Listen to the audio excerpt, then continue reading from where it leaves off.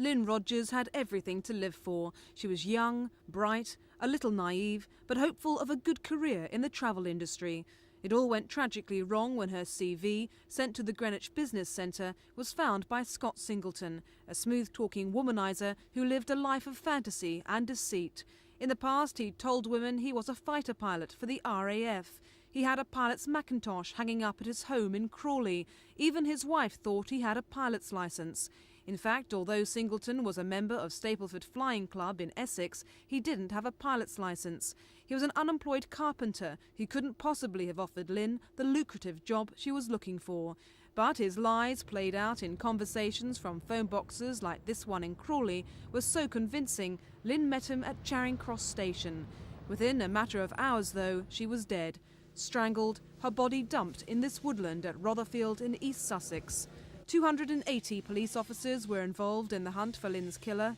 Evidence came in that Singleton's car had been seen near the murder site. A farmer took down the registration, which matched Singleton's. As I passed the car, I saw something which I thought was suspicious. It seemed to be a figure concealing themselves suddenly behind a door pillar.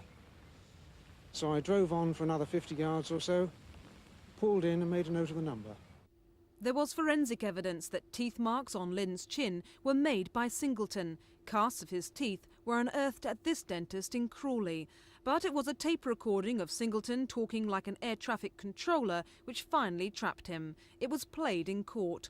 Lynn's sister Suzanne, who recalled a telephone conversation with Singleton during which she heard noises of a control tower in the background, recognised one particular line on the tape when he says, "Papa 101, taxi please." Yes, Papa 101 to control. Please give me routing to JFK Beacon, and then I will veer off to the Turkey in France, going southern region. He's a man who's undoubtedly a liar. He's called everybody else who's given evidence effectively a liar, albeit through his counsel. He sat in the box, dismissive of the evidence that's been given. He's been laughing, he's been joking, he's been writing copious notes to his counsel. It's difficult for me to describe really what sort of person he is.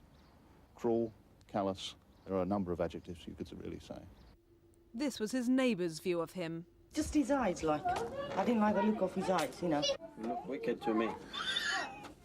Don't think many people like him No. around here. I mean, neighbours used to see him like 2, 3 in the morning, moving things in and moving things out. And, you know, never a daytime bloke, like. God knows what he used to get up to. No. Police say they'll never really know the motive for Lynn's killing, but at least behind bars, Singleton won't be free to attack again. Githa Hutton, Thames News.